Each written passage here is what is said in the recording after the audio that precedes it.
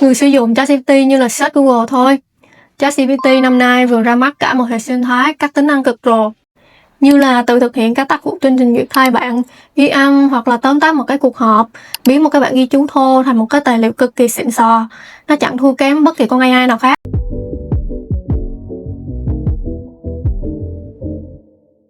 Hôm nay mình sẽ chia sẻ cho bạn 10 mẹo dùng ChatGPT thật là chuyên nghiệp. Ok, giờ mình bắt đầu nhé. Bạn có từng nghe đến từ ChatGPT Word chưa? Nó ra mắt vào năm 2026, dành cho việc là biến một cái bản ghi chú thô hoặc là một cái tài liệu rời rạc nào đó thành một cái bộ tài liệu thật là hoàn chỉnh. Khác với việc chat thông thường, ChatGPT Word được thiết kế để nhận đầu vào như một ý tưởng viết vội nào đó, sau đó nó sẽ tự cấu trúc lại thành một cái sản phẩm cuối thật là chỉnh chu. Đầu tiên đây là file ý tưởng mà mình vừa viết vội, trông rất là lung tung và rối mắt có đúng không? Giờ mình sẽ mở ChatGPT trên ứng dụng desktop lên, sau đó là mình sẽ chuyển sang chế độ Word. Mình sẽ tải cái file ý tưởng thô lúc nãy và dán lên một cái yêu cầu. Sau đó là mình sẽ chờ một chút để cho nó tóm tắt và tạo cho mình một file tài liệu hoàn chỉnh. Vậy là hoàn tất, mình vừa tóm gọn xong một file idea thành một bản thảo đề xuất dịch vụ rất là chuyên nghiệp và nhanh chóng. Agent Mode, đây là bước chuyển ChatGPT trả lời sang chế độ là nó sẽ tự làm. Thay vì mình chỉ tư vấn cách nó làm thì nó sẽ tự thao tác trên web, tự bấm, tự điền form, tự thực hiện các tác vụ trên web thay cho mình. Trong khung chat bạn chỉ cần gõ agent, sau đó là mô tả các tác vụ càng cụ thể càng tốt.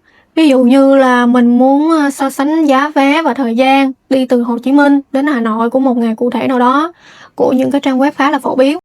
Sau đó mình sẽ theo dõi agent tự mở các trình duyệt, tự thao tác qua lại giữa các trang, hoặc là nó sẽ gặp những cái bước nhạy cảm như là yêu cầu bạn gửi thông tin cá nhân hoặc là thanh toán thì nó sẽ nhờ bạn confirm lại một lần nữa. Vậy là mình đã hoàn tất một bản so sánh giá vé máy bay cực là nhanh chóng.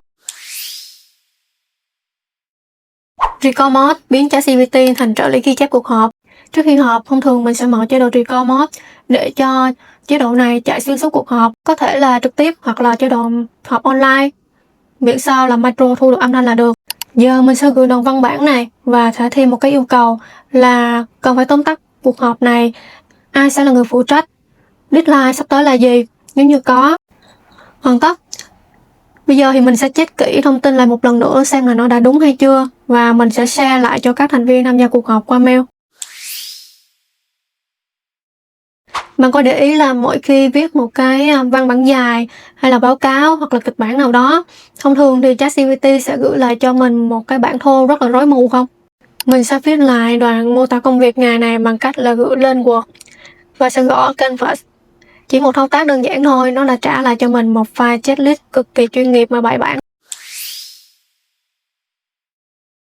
Đừng để mặc định một chế độ model để làm việc. Hiện tại ChatGPT Word đang cung cấp rất là nhiều chế độ model khác nhau. Vì đơn giản như là viết một đoạn email hoặc là tóm tắt một cái đoạn văn bản, mình chỉ cần sử dụng model nhanh là đủ. Nhưng mà đến những cái việc như là phân tích sâu một cái chiến lược nào đó hoặc là những cái chủ đề logic hóc búa, mình sẽ cần một model chuyên sâu hơn. Và để cho bạn nhìn rõ hơn thì ở đây mình sẽ có một bài test để cho bạn nhìn thấy hai chế độ đó khác nhau như thế này. Đầu tiên mình sẽ test thử chế độ model thấp. Mình sẽ gửi cùng một đoạn yêu cầu. Ngay lập tức thì nó sẽ trả cho mình một kết quả chưa đầy 1 phút. Tiếp theo là model chuyên sâu, cũng cùng một đoạn yêu cầu đó, nhưng nó lại phân tích và suy nghĩ sâu hơn đến tận 3 phút thì mới gửi lại cho mình một kết quả hẳn hoi. Thông qua hai bài test này thì bạn cũng thấy rõ được sự khác biệt giữa hai model để có thể ứng dụng công việc rồi đúng không?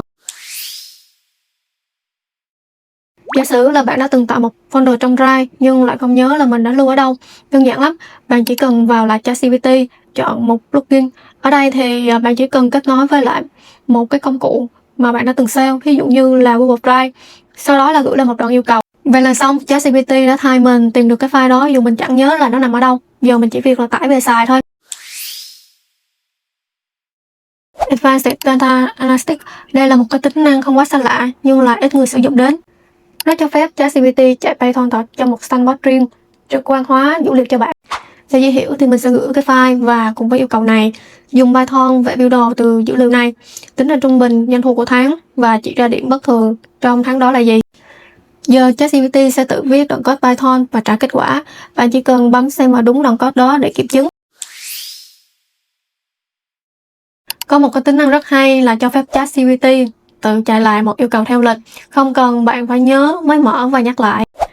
Trong khung chat thì mình sẽ gửi một yêu cầu, ví dụ là mình muốn nó mỗi sáng thứ Hai lúc 8 giờ là sẽ tóm tắt cho mình 3 tin tức quan trọng về marketing ở tuần trước.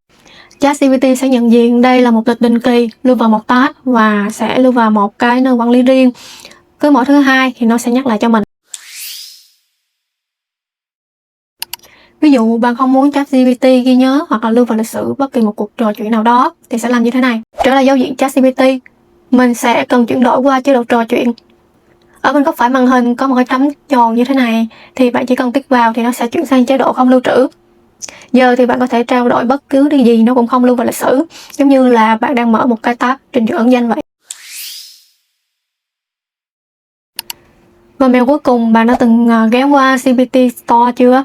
Ví dụ là khi mình cần một tool chuyên về digital marketing giống như là một chuyên gia riêng vậy đó, hoặc là một tập sự về affiliate marketing nhưng mà mình cần một cố vấn riêng mạnh về vấn đề đó, nhưng mà mình lại không có đủ thời gian để có thể đào tạo con ChatGPT trở thành một chuyên gia được. Bạn chỉ cần mở đường link này, GPT Store có đầy đủ các công cụ mà bạn sẽ cần sử dụng. Chỉ cần search đúng từ khóa tìm kiếm, bắt đầu chat với chuyên gia riêng của bạn thôi. Ok, vậy là mình vừa hướng dẫn bạn xong 10 mẹo sử dụng ChatGPT một cách chuyên nghiệp. Chúc bạn ứng dụng thành công. Đăng ký kênh mình để xem thêm video review công cụ AI mỗi tuần nhé. Cảm ơn bạn đã xem hết video. Hẹn gặp bạn ở video tiếp theo. Mình là Tôm.